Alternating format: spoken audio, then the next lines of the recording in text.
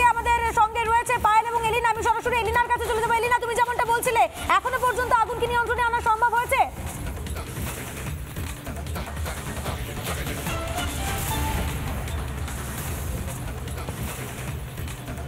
দেখো, আগুন এখনো পর্যন্ত সম্পূর্ণ নিয়ন্ত্রণে আসেনি। দমকলের আধিকারিকরা তারা চেষ্টা করছেন আগুন যত দ্রুত সম্ভব নিয়ন্ত্রণে আনা যায়। কারণ আমরা জানি, তোমরাও জানো, এজরা স্ট্রিট অত্যন্ত সংকীর্ণ এলাকা। এখানে প্রচুর দোকান রয়েছে, কয়েকশো বাড়ি রয়েছে, জায়গায় জায়গায় অলিগলির ভেতরে সেই দোকান রয়েছে। সেই জায়গায় দমকল আধিকারিকদের পৌঁছতে খানিকটা বেগ পেতে হচ্ছে। যুদ্ধকালীন তৎপরতায় তারা চেষ্টা করছেন আগুন যত দ্রুত সম্ভব নেভানো যায়। কিন্তু এখনো পর্যন্ত সকাল 10:30টার বেশি অতিক্রান্ত হয়ে গিয়েছে, 11টা বাজতে যায়, প্রায় 6 ঘন্টার কাছাকাছি সময় পেরিয়ে এলাকা। সকাল থেকে আমাদের প্রতিনিধিরা যে কথাটা বারবার বলছে যে দমকলকে কিন্তু যথেষ্টই বেগ পেতে হচ্ছে, যে কারণে 5 ঘন্টারও বেশি সময় অতিক্রান্ত হয়ে গেলে এখনো পর্যন্ত আগুন নিয়ন্ত্রণে আনা সম্ভব হয়নি। অন্যদিকে যারা স্থানীয় ব্যবসায়ীরা রয়েছেন তারা অভিযোগ করছেন যে দমকল দেরিতে আসে, গড়িমসি করে। কি অভিযোগ করছেন ব্যবসায়ীরা, শোনাই আপনাদের। আমাদের পাশের বাড়ি থেকে যেটা হচ্ছে চার্চ, যেটা টোটালি ইললিগাল প্রপার্টি, পুরো পা রাখার পরিস্থিতি নেই। ইললিগাল প্রপার্টি, ইললিগাল, ইয়েস, ওটা চার্চ আছে, চার্চ পুরোভাবে দখল আছে। মানে আপনি ভেতরে মানে একটা মানুষ দুজন মানুষ একসঙ্গে হাঁটতে পারবেন এরকম পরিস্থিতি। ওখান থেকে আগুনটা উঠে এসে আমাদের এই বিল্ডিংয়েও আগুনটা এসছে। ফায়ার এখানে পৌঁছয়নি, ফায়ার এসছে 1 ঘন্টা পরে। আসার পরিস্থিতি নেই। যেভাবে আমাদের মার্কেটের চারিদিকে যে গুমটি লাগানো রয়েছে, গুমটি রাস্তা দখল করে যে হকাররা বসে রয়েছে, গাড়ি ঢোকার পরিস্থিতি নেই। এর আগে 2বার আরও আগুন লেগেছে, কিন্তু সরকারের নজর কেন এটা পড়ছে না আমরা বুঝতে পারছি না। কোনো নজরদারি নেই এর মধ্যে। এটা নিয়ে আমরা অনেকবার চিঠি দিয়েছি, লালবাজারেও চিঠি দিয়েছি, সব কিছু চিঠি দিয়েছি, কিন্তু এটা কোনো ব্যবস্থা হচ্ছে না। আর চারিদিকে হকার যেভাবে বসে থাকে, আমাদের এখানে চলাচল মুশকিল হয়ে রয়েছে। 5টা থেকে 5:30 না, 6:20 তখন একটা ফায়ার ব্রিগেড এসেছিল। ফার্স্ট একটা ফায়ার ব্রিগেড, তারপর ফায়ার ব্রিগেড, একটা ফায়ার ব্রিগেড 26 নম্বর করেছে, তখন 32 নম্বর দাও জ্বলছে, আমি দেখেছি নিজে। হ্যাঁ, 32 নম্বর জ্বলছে, তখন কোনো ফায়ার ব্রিগেড কোনো পারতেন না, কোনো একটা ক্যালকাটা পুলিশ পর্যন্ত এসে পৌঁছায়নি। 1 ঘন্টা লেগে গেছে, ক্যালকাটা পুলিশ কোনো নেই। 1 ঘন্টায় কোনো পুলিশ আসেনি? কোনো পুলিশ আসেনি। দমকল দূরের কথা, কোনো একটা পুলিশ নেই। সামনে লালবাজার আছে, একটা পুলিশ নেই, একটা পুলিশ নেই। আমি ছিলাম। এই মার্কেটটা প্রতিবার ইচ্ছা করে আগুন লাগানো হচ্ছে, ইচ্ছা করে। এখানে অগ্নি নির্বাপক ব্যবস্থা ছিল না? না না, ওখানে কিছু নেই। ওই 26 নম্বরে তো কিছু নেই, 27/30 কিছু নেই, 32 নম্বরেও নেই, কিচ্ছু নেই। এতগুলো দোকান, এত ব্যবসা, সেখানে অগ্নি নির্বাপক ব্যবস্থা? না না, কিছু নেই। দমকল এসেছে একটা শুধু সকালে 5:30 থেকে, আর ওরা শুধু একটা দমকল গাড়ি নিয়ে কাজ করছে। এখন ব্যবস্থা নেওয়া হয়নি? এর আগেও তো আগুন লেগেছে, তাহলে কোনো ব্যবস্থা ছিল? ট্রাম রাস্তা থেকে ওই ফায়ার ব্রিগেডটা ঢুকেছিল, সেই সময় কাজ করেছে, আর করেনি। আর কোনো কাজ করেনি? ওই রকম পড়েছে, দেখুন এখন পুরো আগুন তো ওই রকম লাগানো আছে, পুরোটাই চলে গিয়েছে। মানে 26 নম্বর তো পুরোই শেষ আছে, 27/30 পিছন দিকেও শেষ, 32 নম্বর সামনে দেখছেন অবস্থা কি আছে, জল উপরে উঠতে পারছে না। একাধিক অভিযোগ করছেন ব্যবসায়ীরা। তারা বলছেন যে দমকল দেরিতে এসেছিল এবং অগ্নি নির্বাপক ব্যবস্থাও এই বহুতলে ঠিক নেই। আর এই সমস্ত প্রশ্ন নিয়েই রিপাবলিক বাংলা কথা বলেছিল দমকল মন্ত্রী সুজিত বসুর সঙ্গে। তিনি ঠিক কি বলছেন শোনাই আপনাদের।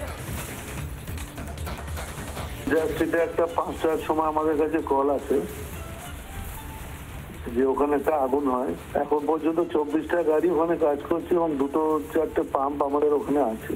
ডিজিকেও পাঠানো হয়েছে ওখানে, ওখানে আমাদের এডিজিও আছে।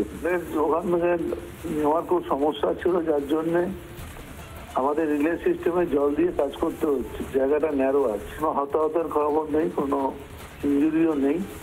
সকাল থেকে ব্যাপারটা দেখছি, তো অবশ্যই এক্ষুনি ডিজির কথা হয়েছে, আগুন নিভে যাবে। সুজিত বসু তিনি বলছেন যে দমকল সময়ই পৌঁছেছে, তিনি সকাল থেকেই খোঁজ খবর রেখেছেন।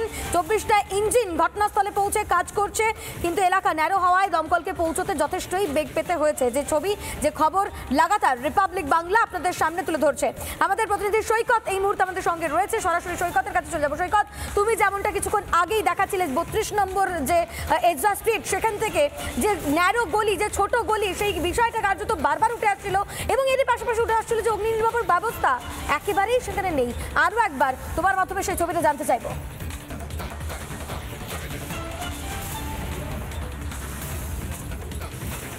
একদমই, আমি এই মুহূর্তে 32 নম্বর যে বাড়িটি, অর্থাৎ আমি এই মুহূর্তে যে বাড়িটি রয়েছি সেই বাড়ির 4 তলায় রয়েছি। এর ঠিক 5 তলা থেকেই ওপরের দিকে আগুন লেগেছিল, সকালের দিকে ক্ষতিগ্রস্ত হয়েছে।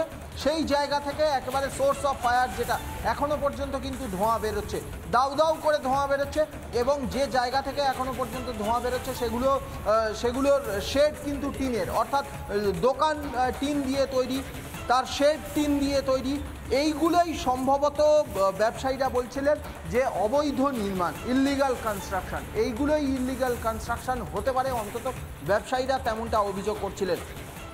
যে কনস্ট্রাকশনের ওপরে বা যে কনস্ট্রাকশনের মধ্যে নেই কোনো ফায়ার ফাইটিং সিস্টেম, কোনো ধরনের উপযুক্ত ফায়ার ফাইটিং এর ব্যবস্থা নেই, ব্যবসায়ীরা তারা কিছুটা অভিযোগের আঙুল তুলছেন। এই যে 32 নম্বর বিল্ডিং, এই 32 নম্বর বিল্ডিংয়ের যে ব্যবসায়ীদের অ্যাসোসিয়েশন রয়েছে, সেই অ্যাসোসিয়েশনের কর্তা ব্যক্তিদের ওপর তারা বলছেন যে অ্যাসোসিয়েশনের কর্তা ব্যক্তিরা তারা ঘটনার পর থেকে নিখোঁজ, তারা কেউ নেই। দমকলের সঙ্গে তারা যোগাযোগ করেন না, কলকাতা পৌরসভার সঙ্গে যোগাযোগ করেন না, যার ফলে কোনো ধরনের কোনো রিকুইজিশন এখানে দেওয়া হয় না, যার ফলে কিন্তু এই বারংবার এই ধরনের ঘটনা। এবং ফায়ারের তরফ থেকে রেগুলার যে অডিট করার দরকার বা চেকিং করার দরকার, সেইগুলোও এখানে করা হয় না বলে ব্যবসায়ীদের অভিযোগ, যে জন্যেই কিন্তু আজকের এত বড় ঘটনা বারংবার ঘটছে। এই এলাকার কাউন্সিলর কংগ্রেসের সন্তোষ পাঠক, তিনি বলছেন যে তিনি কাউন্সিলর হবার পর থেকে 22 বার দমকল, কলকাতা পৌরসভা তাদের কাছে অভিযোগ করেছিলেন, কিন্তু কোনো ধরনের কোনো ব্যবস্থা নেওয়া হয়নি। ভেতরের চিত্রটা দেখানোর চেষ্টা করব। ভেতরের এই যে দোকানগুলি রয়েছে, সেই দোকানগুলির কর্মীরা তারা আসছেন, কর্মীরা আসা যাওয়া করছেন, সব দোকান থেকে শুরু করে যে অফিস সেগুলো কিন্তু সম্পূর্ণভাবে বন্ধ। আমি আরও একবার দেখানোর চেষ্টা করব ধোঁয়ার চিত্রটা। ঘটনার পর থেকে প্রায় 6 ঘন্টা অতিক্রান্ত হতে চলল, এখনও পর্যন্ত কিন্তু ধোঁয়া কোনো অংশেই কিন্তু কমেনি। কিছুটা হয়তো নিয়ন্ত্রণে এসেছে, কিন্তু বিভিন্ন দিকে পকেট ফায়ার এখনও পর্যন্ত রয়েছে। দমকল কর্মীরা যুদ্ধকালীন পরিস্থিতিতে কাজ করছেন, কিন্তু প্রশ্ন উঠছে এই যে যুদ্ধকালীন পরিস্থিতিতে কাজ করা, দমকল বিভাগের কর্তারা যদি এই বিষয়ে আরও সজাগ হতেন। এই বড় বাজার একটা মার্কেট এরিয়া বা কমার্শিয়াল এরিয়া, সেই গোটা রাজ্যের অর্থনীতি নির্ভর করে এই বড় বাজারের ওপর। সেই রকম একটা জোনের ফায়ার ফাইটিং সিস্টেম থেকে শুরু করে সিকিউরিটি কেন এত ল্যাপস রয়েছে, কেন এত কমজোরি রয়েছে, সেগুলো নিয়ে বারংবার প্রশ্ন তোলা হয়। দমকল কর্তারা, দমকল মন্ত্রীরা, প্রশাসনের আধিকারিকরা তারা বলেন আমরা কড়া ব্যবস্থা নেব, কিন্তু কোনো ধরনের কোনো কড়া ব্যবস্থা নেওয়া হয় না, যার ফলেই কিন্তু কখনো নন্দরাম মার্কেট, কখনো বাগরি মার্কেট, কখনো এজরা স্ট্রিট, বারংবার এই ধরনের ঘটনা ঘটে যায়। একদমই ধন্যবাদ। আমাদের 3 জন প্রতিনিধি আমাদের সঙ্গে ছিল, পায়েল এবং সৈকত এবং এরিনা, তোমাদের 3 জনকেই অনেক ধন্যবাদ। লাগাতার আপডেট রিপাবলিক বাংলায় আমরা আপনাদের সামনে তুলে ধরছি। আরো আপডেটের দিকে আমাদের নজর থাকবে। তবে ফিরছি একটা ছোট বিরতির পর, সঙ্গে থাকুন, দেখতে থাকুন রিপাবলিক বাংলা। নানা ধরনের কন্টেন্ট দেখার জন্য লাইক করুন, শেয়ার করুন আমাদের ফেসবুক পেজ, সাবস্ক্রাইব করুন আমাদের ইউটিউব চ্যানেল। পাশাপাশি অন্যান্য ব্রেকিং নিউজের জন্য অবশ্যই চোখ রাখুন রিপাবলিক বাংলায়।